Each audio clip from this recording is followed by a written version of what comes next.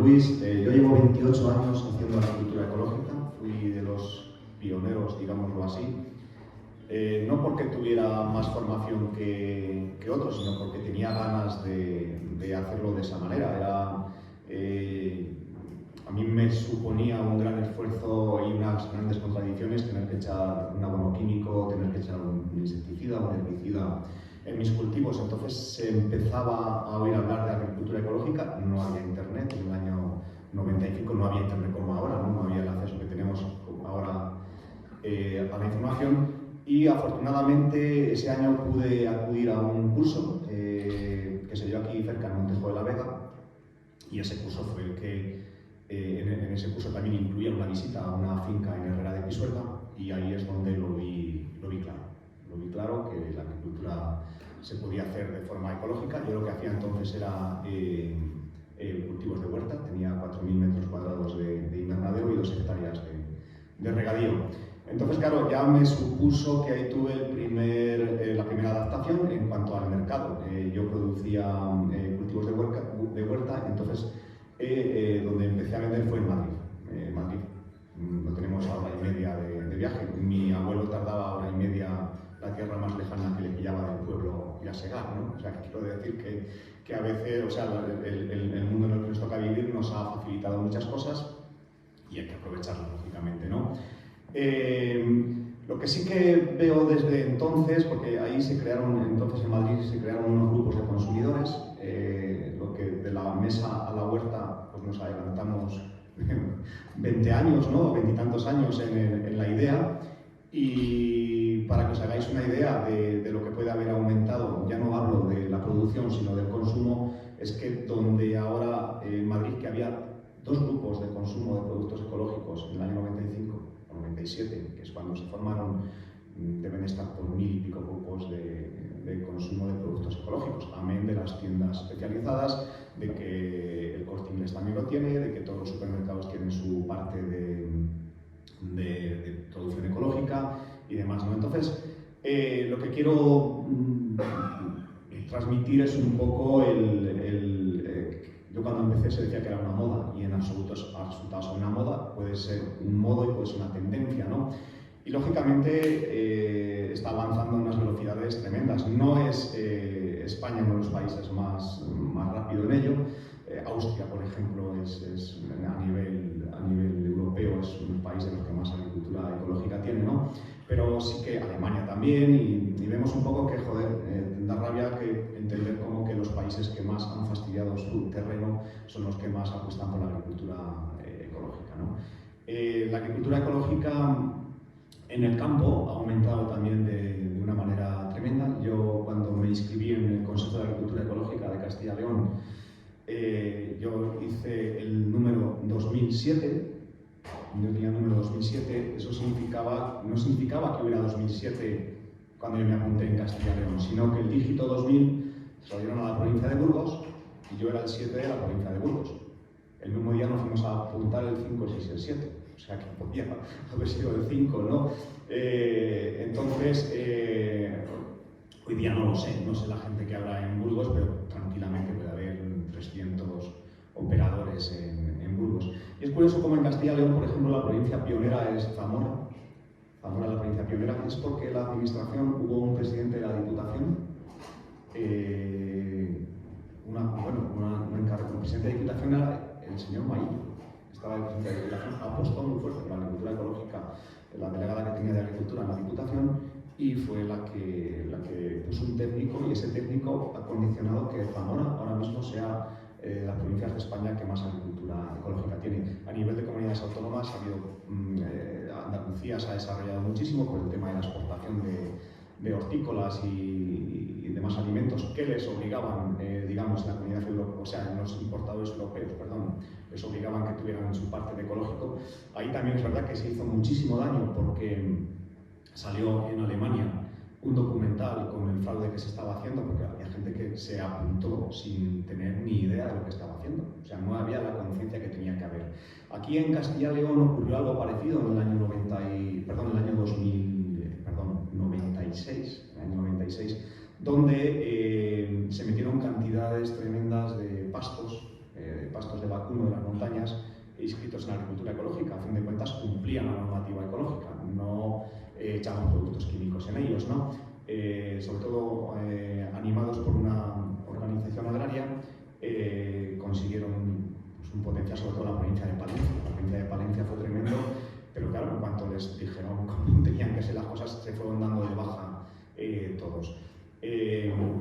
Actualmente, en cierta manera, yo lo veo desde este punto de vista, ¿no? En cierta manera empieza a ser cuanto menos mosqueante que desde las administraciones, desde muy arriba, se intente imponer unos criterios, desde mi punto de vista no dejando claro cuáles son los intereses y no dejando claro por qué se hacen ese tipo de cosas.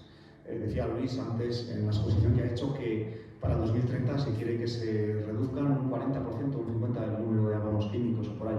Yo creo que ya se han conseguido reducir la cantidad de abonos químicos solo por el precio que tienen los abonos químicos, ¿no? Sí que es cierto que ha habido una sequía muy grande este año, no más grande que la del año 91-92, que la del año 81, que la del año 89, pero ha habido una sequía muy fuerte, pero también muchos de los rendimientos han sido porque los agricultores ahora mismo están en una encrucijada tremenda debido al precio más alto de los insumos, debido al encarecimiento del petróleo, sobre todo. O sea, nosotros notamos el encarecimiento del petróleo, o sea, los consumidores, cuando, o en este caso, como agricultor, cuando he hecho el depósito de mi tractor, pero yo no tengo ese encarecimiento, no lo repercuto en la utilización de abonos para mis cultivos, ¿no? Utilizo el estiércol de mi ganado. Entonces, eso ha subido un montón y va a seguir subiendo. Y la agricultura, tal y como la entendemos ahora, o nos adaptamos o va a quedarse muchas cosas por el camino. Y lógicamente habrá fincas que no han sido, que han estado energéticamente han sido deficitarias en cuanto a que han gastado y siguen gastando ahora mismo más kilocalorías de las que han producido. Esas fincas habrá que devolverlas al bosque o habrá que devolverlas al pasto. Y ahí yo estoy ahora mismo llevo 2 años con un proyecto de ganadería extensiva de ovino y la verdad que te das cuenta del beneficio que se aporta sobre todo a los hábitats semiáridos y a otro tipo de hábitats, al aprovechamiento de las rastrojeras. Yo, por ejemplo, ahí me he salido del certificado ecológico solo por el hecho porque no puedo cumplir con la normativa. Entonces, ¿por qué no puedo cumplir? Porque tendría que renunciar al aprovechamiento de las rastrojeras, por ejemplo, porque mis vecinos no tienen las fincas en agricultura ecológica. Entonces me parecía un perjuicio no solo para mí, sino para todo el ecosistema, y me parecía que es poco lógico que yo tenga que tener el ganado alimentado con pienso ecológico en verano cuando pueden estar comiendo tranquilamente en las rastrojeras o en el rebrote de las otoñadas ahora mismo, que tenemos una cantidad de alimento tremendo este año con las lluvias de septiembre, ¿no? Y con lo que está cayendo ahora. Entonces, cuando se habla de agricultura regenerativa, que parece que ahora la agricultura regenerativa, el apellido regenerativo, se pone para todo, entra una palabra de moda. Yo me acuerdo cuando era ecológico, vendían bolígrafos ecológicos, vendían vacaciones ecológicas, vendían coches ecológicos, todo podía ser ecológico y era un poco como un acicate para vender. Pues ahora es regenerativo. El regenerativo se trata de regenerar la tierra. Y ojo aquí porque yo la experiencia que tengo en cereal, la misma que tengo yo la tienen otros ganaderos de Valladolid que no han utilizado. Hablo de agricultura, en este caso no de ganadería. En cereal, la misma que tuve el experimento que hizo Piñero en Guadalajara, el primer año va de maravilla. Y en agricultura ecológica se trata de sembrar sobre el rastrojo del año anterior. Yo encima con el tema de la ganadería puedo meter la ganadería en pastor eléctrico, dejar la finca totalmente limpia, solo quedan las cagarrutas de las ovejas, porque pongo a dormir allí al ganado por las noches en verano y las horas de calor. Las ovejas en verano solo comen durante 6 horas, el resto del tiempo están o por el calor amodorradas o por la noche, o sea, es que las basta con las 6 horas de comer, ¿no? Entonces dejan las tierras totalmente limpias de malas hierbas, limpias de semillas, siembras y ya está. Y no tienes que hacer más hasta la cosechadora. Es una cantidad de ahorro tremendo. El primer año es espectacular, se cogen unas cosechas mejores que labrando. El segundo año va bajando, el tercer año va bajando, el cuarto año no coges absolutamente nada. En este tipo de suelo, ojo, No estoy diciendo en este tipo de suelo caliza. Y volvemos a por qué nuestros antepasados utilizaban las épocas de laboreo. Y si vamos al refranero, bueno, nos dice bien claro, si quieres coger pan, alza en marzo y viene por San Juan. ¿Por qué en marzo? Porque en marzo era el momento en el que terminaban, digamos, las lluvias huecas y terminaban las lluvias con hielo. Y era el momento en el que a partir de ahí lo más probable es que una lluvia te apelmace el suelo. El que haya trabajado en la construcción sabes que si hace cemento, lo mojas y luego viene el calor, eso se queda como hormigón. Pues la tierra, con la caliza que tenemos aquí, nos puede pasar lo mismo. La tierra con caliza se puede quedar muy bloqueada. Entonces, como todo, el punto medio. No hay que arar en las barbaridades de la vertedera y demás, no hay que sobrelabrar, pero sí que haces una gradita de 5 centímetros es suficiente para conseguir obtener buenas cosechas. Luego, bueno, preguntas que queráis, aquí estamos.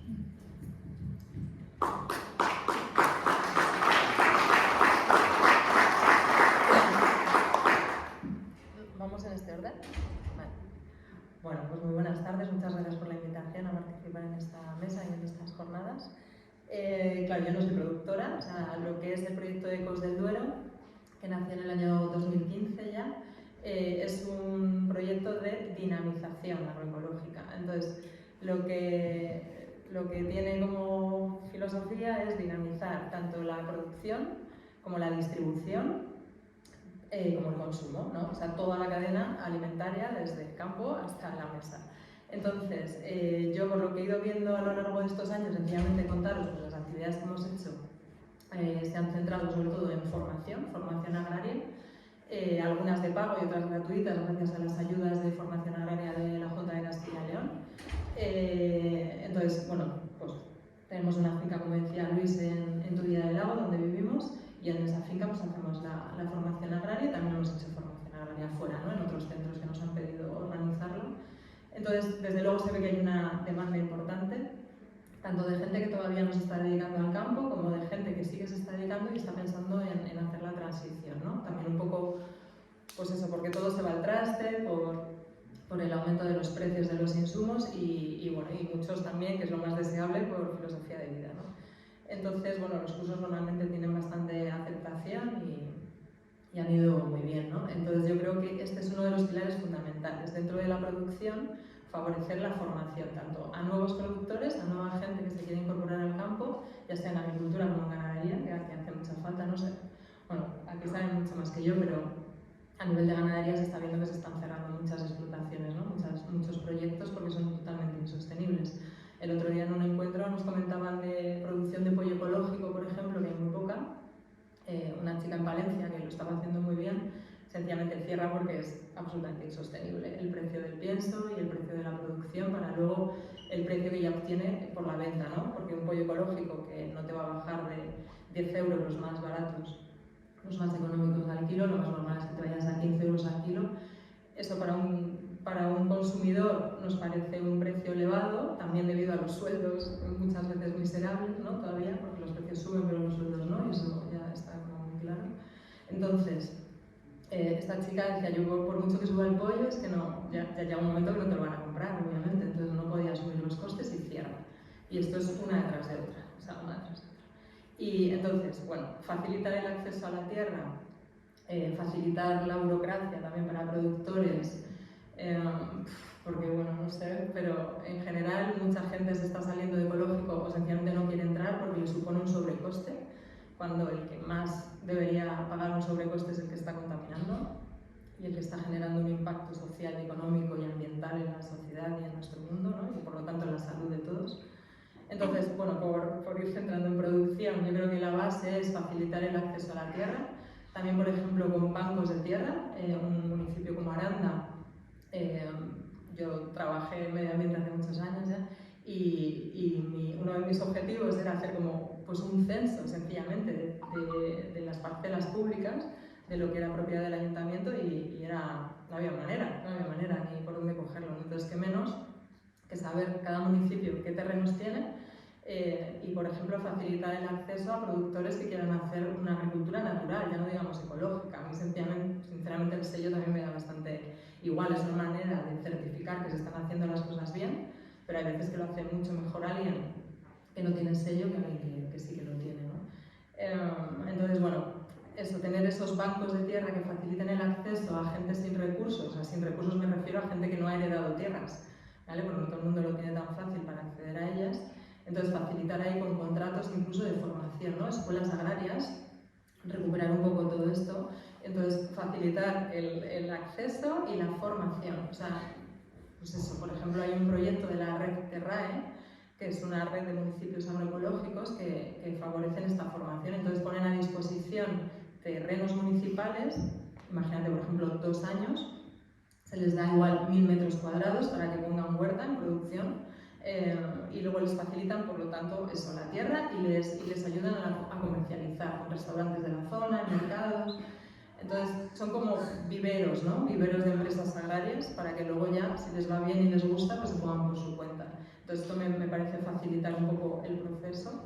Y luego, por supuesto, formación con dinero público que facilite un poco esta incorporación, ¿no? Luego, otro de los pilares importantes, distribución, comercialización, es otra de las cosas que han sido pilares fundamentales del proyecto Ecos del Duero, que es esto, ¿no? O sea, favorecer los mercados. Nos hemos, claro, limitado a mercados porque es como lo más sencillo de organizar. Hemos hecho mercados en Fresnillo de las Dueñas, en Fuentespina y aquí en Aranda en septiembre tuvimos. El último domingo de septiembre. La idea es mantenerlo, pero bueno, pues a ver ahora qué tal, ¿no? Cómo le pita al ayuntamiento por aquí, ¿no? Trabajar esto, que desde luego nuestra intención es proponer esto, ¿no? Trabajar como una estrategia alimentaria, ya no solo de municipio, sino de comarca o incluso de provincia y de alrededor, ¿no? Sabemos, o sea, es como la comarca que trabaja en Aranda, ¿no? Siempre se dice que es como lo que afecta el hospital, ¿no? Para entenderlo. Entonces tenemos poblaciones de Segovia, yo creo que alguna de Soria, no sé si entra algo de Valladolid y Burgos, ¿no? Entonces siempre es como los 100 kilómetros a la redonda de un municipio, se entiende que es lo que se llama kilómetro cero. Entonces, atender a este espacio para poder abastecernos de no más allá de 100 kilómetros a la redonda sería como un objetivo para reducir un poco esta huella ambiental y favorecer también el desarrollo rural y el medio rural vivo, ¿no? Directamente. Entonces, bueno, facilitar esto, puntos de venta, ¿no? Porque luego, bueno, los que sois aquí productores lo sabréis mejor y desde luego hablaréis mejor de ello, pero eso, ¿no? Muchas veces el llegar al consumidor es casi lo más difícil. Tú puedes tener el mejor producto, dejarte la piel ahí todos los días en la huerta o con el ganado, pero luego llegar al consumidor final, pues es a veces lo más difícil, ¿no? Y transmitirle todo ese buen hacer. Y luego la última pata sería el consumo.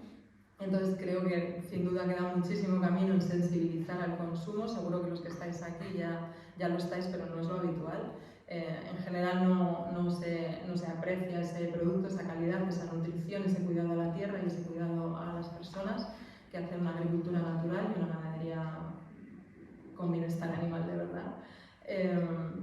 Entonces, bueno, yo siempre digo que las bases de la salud se basan en 2 pilares fundamentales, que es aumentar nutrición y reducir tóxicos. La agricultura y la ganadería ecológica, regenerativa, que cuida de la tierra y de las personas, atiende estos 2 pilares. Por un lado, no tiene tóxicos. Por ejemplo, los plaguicidas, sencillamente por daros 2 datos, son neurotóxicos. Por supuesto, afectan a enfermedades degenerativas, provocan enfermedades neurodegenerativas. En Francia se reconoce el Parkinson como una enfermedad del agricultor. Y luego, bueno, por supuesto, son alteradores endocrinos, afectan todo nuestro sistema hormonal y por lo tanto son promotores de cánceres hormonodependientes como cáncer de mama, próstata y demás, ¿no? Y luego, con respecto al déficit de nutrientes, se está viendo que los suelos cada vez están más empobrecidos y por lo tanto todo lo que criemos en esos suelos, hijos de una agricultura convencional química, están empobrecidos. Entonces, un brócoli que crece en un suelo empobrecido, por supuesto, no va a tener los nutrientes que tenía hace 20 años, porque se ha sacado pero no se ha metido todos estos minerales, el suelo está muerto, tampoco hay microbiología. Igual que en nuestro sistema digestivo, todos los bichitos que tenemos aquí, todos los que conocía como flora intestinal, es lo que nos ayuda a digerir, ¿no? Si no comeríamos y tal cual saldría la mayoría de lo que comemos. Pues en el suelo es lo mismo, el suelo es como el sistema digestivo de la tierra, todo lo que cae ahí es predigerido por los microorganismos que ahí se encuentran. Si echamos químicos, eso se muere y esos minerales, esa nutrición no le llegan las plantas, no le llegan las raíces no son capaces de absorber directamente todos esos nutrientes. Entonces, por ejemplo, sencillamente, por daros un dato también, magnesio. El magnesio se está viendo que está deficitario en prácticamente toda la población, deberíamos incluso suplementarnos con ello, ¿no? Con pastillitas, porque ya la tierra no nos lo da, los alimentos no nos lo dan, porque el suelo está muerto y empobrecido. Entonces, el déficit de magnesio, por ejemplo, se está viendo que provoca ansiedad, estrés, depresión, insomnio, está muy relacionado con resistencia a la insulina, ¿sabes? Con azúcar alto en sangre, eso sí que es una auténtica pandemia en nuestra sociedad, y cada vez se está viendo muy relacionado, la gente que tiene cáncer tiene unos niveles de magnesio por los suelos. Así que reducir tóxicos y aumentar nutrientes es lo que nos da la agricultura y la ganadería ecológica y regenerativa y natural, y por eso yo y el proyecto Cosa del Duero apuesta por ello.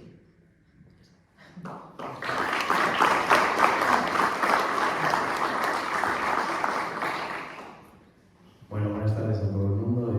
Yo soy Víctor Benito, de Cromecón, Quintana del Pillo. Bueno, nuestro proyecto se llama Cromecón porque es un juego de palabras. El río de Quintana se llama Cromejón.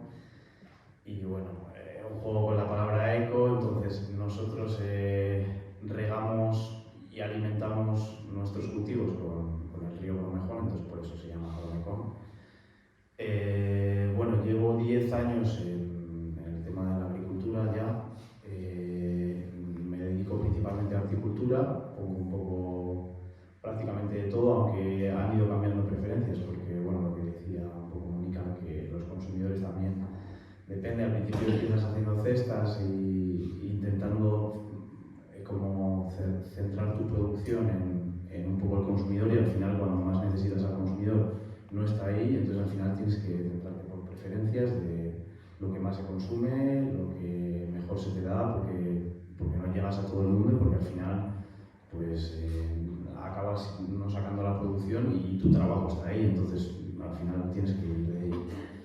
Entonces, bueno, un poco la metodología de trabajo. Nosotros no tenemos sello, pues porque al final yo he empezado con parcelas muy pequeñas y lo que comentaba Jesús, al final toda la gente con la que lindo echa producto químico, entonces si yo certificase perdería el 70% de la producción en muchas fincas.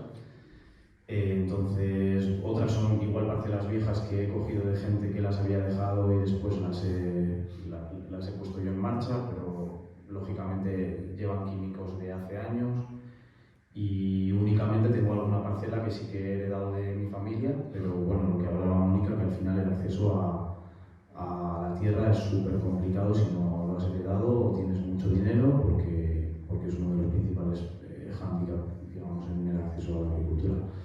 Al final te hablan del relevo generacional, pero es imposible que le haya, porque es que el precio de la tierra está carísimo, el acceso a ella es muy complicado, y entonces bueno, pues eso genera que cuando te pones a producir, pues ves que es un problema muy grande, porque al final nosotros empezamos pues con 1,5 hectáreas que tenía de la familia, más o menos, y después pues hemos ido consiguiendo trocitos. Sí que es verdad que pues algún año, por ejemplo, te dejan un trozo que no van a sembrar en unos años, y luego no tienes ese trozo, te vuelven a dejar otro trozo en otro sitio. Entonces lógicamente nosotros no funcionamos con sello por eso. Sí que lógicamente intentamos respetar todo el tema de la agricultura ecológica, porque al final entendemos que es una forma de vida y que va más allá, porque yo creo en ello fehacientemente, y si no, no lo haría. Entonces no lo hago por un tema de moda, sino lo hago porque creo que lo que ha dicho Mónica, de que es interesante buscar enriquecer los suelos, mejorar la nutrición, mejorar la calidad de los alimentos y sobre todo dejar un planeta mejor al futuro que viene, porque ves lo que está haciendo el resto de agricultores y se te cae el agua a los pies. Entonces estás como siempre remando contra corriente, pues porque pues eso, eres el único que lo está haciendo de esa manera, y entonces muchas veces es muy duro en el terreno. Entonces intentamos jugar mucho con las bandas auxiliares, utilizar muchos setos y muchos reservorios para fauna auxiliar que nos generen mucha barrera, y así evitar también tener que estar constantemente tratando, sino generar una parcela lo más equilibrada posible, o sea, buscar el equilibrio ecológico para que si hay que tratar, sea porque algún parámetro se ha descompensado, pero básicamente es más mantener e intentar nutrir ese suelo y mejorarle que buscar constantemente, pues tengo tal plaga, utilizo tal cosa, ahora hay no sé qué riesgo, hay que tratar. No, o sea, jugamos más o menos con buscar todo un equilibrio ecológico. Entonces también hacemos nuestro propio compost. Sí que es verdad que de momento no nos da para abonar todo. Luego también está el problema de la ganadería, pues casi toda la ganadería que hay aquí es estabulada. Entonces al final cuando consigues estiércol, pues lógicamente o le dejas posar y le recompostas un par de años con la cantidad de nutrientes que pierde en el proceso, etcétera, o no le puedes utilizar. Entonces también es otro problema. Entonces bueno, te das cuenta que la clave es avanzar a intentar combinar ganadería y agricultura para generar una sinergia entre todo y que el medio sea lo mejor posible, pero al final pues estás tú solo y das a lo que das. Entonces luego también intentamos utilizar y recolectar pues casi todo, cola de caballo por ejemplo, que tenemos mucha, la utilizamos un montón. Utilizamos también ortiga, o sea, intentamos hacer nosotros los preparados orgánicos, diferentes, pues, o fertilización, o fungicida, o como abono, como fertilizante. Entonces, claro, también eso es un hándicap con respecto a la agricultura ecológica, porque el sello, pues al final necesitas tener una factura de ese producto que has utilizado. Entonces, no puedes a priori tú coger y utilizar lo que te da el medio. O, por ejemplo, no sé, nosotros, por ejemplo, en las bandas florales que ponemos, pues tenemos mucha salvia que la utilizamos como insectífuga, como insecticida, la albahaca también. Y luego jugamos mucho con la asociación de cultivos, pues buscamos asociar cultivos que van muy bien y una buena rotación e intentar generar bandas seto entre cada cultivo. O sea, que sé, tengo los tomates, tengo zanahorias en medio y pongo una línea entera de albahacas. O sea, aunque pierda terreno, al final lo estoy ganando a largo plazo porque está mejorando mi producción, estoy teniendo el producto con el que después voy a tratar en caso de que tenga algún problema y encima me estoy evitando muchos plagas. Luego intentamos recolectar semilla, pues no de todo, pero de casi todo lo que podemos llegar, porque sí que hacemos nosotros la planta de la mayoría de cosas, porque también considero que es muy importante, porque se ha perdido muchísima semilla y eso es un problema también, porque al final se compra la semilla según te la dan y ya esa semilla se va devaluando, no tiene las mismas características ni los mismos nutrientes que tuvo en su día, entonces al final pues es un proceso muy complejo, como no damos abasto para hacer todo, pues mandamos parte al vivero de la semilla para que nos haga nuestra planta, pero claro, no llegamos a todo. Las que son bianuales, por ejemplo, pues al tener espacios pequeños, no puedes dejar de repente un espacio en la que pues dejo las coles aquí en este espacio sin arar para que luego salga la semilla a los 2 años, entonces es un proceso muy complejo.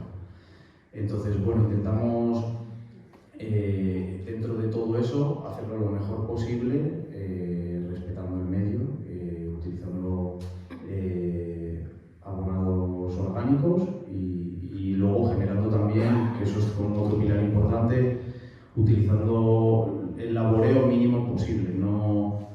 No hacemos laboreo por utilizar ni metemos maquinaria pesada constantemente, sino que se hace unos trabajos muy concretos y después pues o utilizamos malla de suelo o cubierta vegetal, segamos, pues por ejemplo todos los frutales van con cubierta vegetal, se siegan en un momento concreto porque ahora mismo no tenemos animal, que lo ideal sería poder meter un animal y que nos regenerara el suelo y encima él tuviera alimento, que es como el siguiente paso, pero bueno, al final repito, es súper complejo. Y luego también el acceso a los medios de producción es muy complicado porque al final, pues nosotros al no haber empezado con nada, cada vez que alguien te hace una labor, te dejan el tractor, porque todo el mundo tiene tractores en la zona, pero yo por ejemplo no tengo tractor, entonces después igual tengo que buscarme la vida y buscar una mulilla, alguien que me deje un apero, después le tengo yo que devolver en horas de trabajo ese trabajo que me ha hecho con el tractor,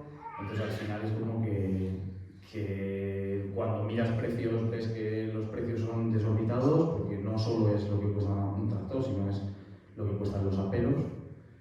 Y claro, eso es muy complicado el acceso y yo creo que es algo que también no se habla, pero debería ser importante o debería fomentarse más, intentar ayudar, que se ayudase más en ese punto, porque ahora mismo, por ejemplo, en el viñedo, por ejemplo, hay los intercepa estos que llaman, que quitan la hierba entre líneas, etcétera.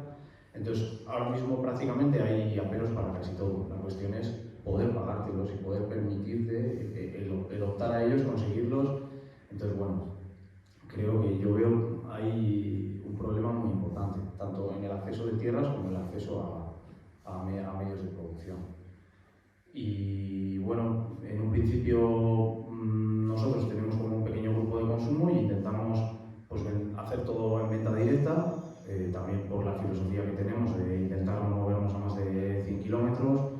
Por desgracia no hemos podido entrar en el mercado de Aranda después de intentarlo y apuntarnos 5 años, pero pues como que el mercado le combina con rastro y entonces como que las plazas siempre están copadas y nunca entras y bueno, al final me he tenido, por desgracia para mí, tener que buscarme una plaza en el mercado en Burgos, entonces subo a vender a Burgos todos los sábados porque los miércoles, pues como estoy yo solo, no doy abasto con el campo, entonces solo, aunque son 2 días a la semana, subo los sábados y luego hacemos venta directa pues, en algunos restaurantes con los que trabajamos, pues el 51 del Sol, por ejemplo, aquí en Aranda o el Trasbu, tenemos como relación directa y luego pues, pequeños consumidores que se adhieren al grupo y yo les mando la lista de los productos que tengo y bueno, un poquito esa es como la red de distribución. También trabajamos con algún restaurante en Burgos y pues más o menos lo vamos sacando como buenamente podemos. Sí que es verdad que a veces es un poco complicado y bueno, pues yo creo que por mi parte es todo lo que os puedo contar, ¿no? No sé. Así que nada, si alguien tiene alguna duda o lo que sea, pues nos preguntáis.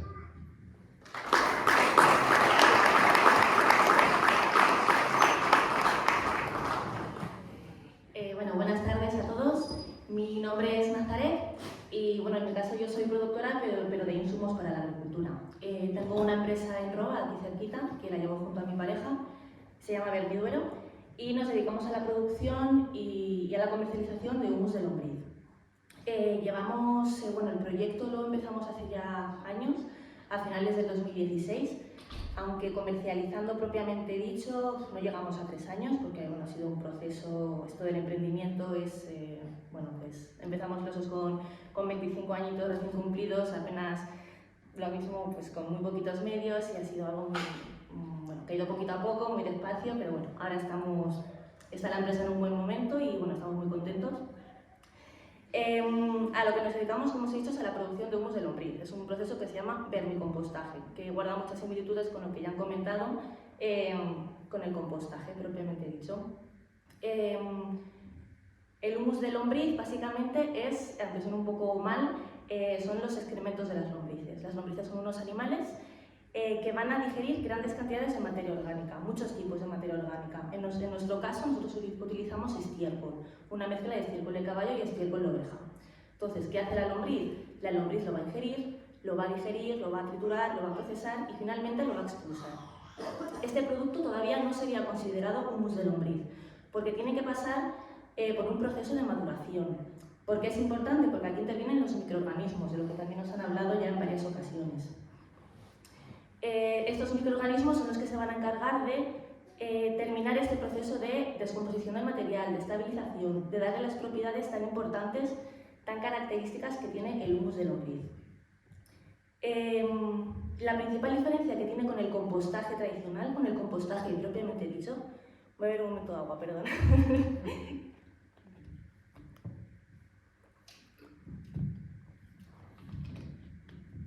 Vale, las diferencias que guarda con el compostaje tradicional es que en el compostaje únicamente intervienen los microorganismos. Son los que se van a encargar de este proceso natural en el que la materia orgánica se va a descomponer y se va a convertir en un material completamente diferente, revalorizado y que tiene unos beneficios muy importantes para el campo. En el caso del vermicompostaje va a ser una actuación conjunta de lombrices y de microorganismos. Las diferencias del humus y de... Perdonad, es que últimamente me pongo muy nerviosa cuando hablo en público, disculpadme. Las diferencias entre el compost y el vermicompost es que el vermicompost tiene una carga microbiana muy superior a lo que tiene el compostaje tradicional. Se estima que de unas 4 veces superior. Ay, perdonad, ¿eh? Está muy bien.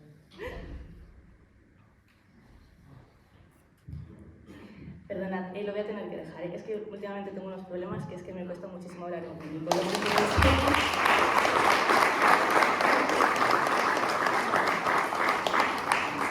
Lo siento mucho, pero es que las últimas veces me está costando mucho. Voy a ceder mi turno de palabra y luego en las preguntas que esté más tranquila ya os contesto con naturalidad, ¿de acuerdo?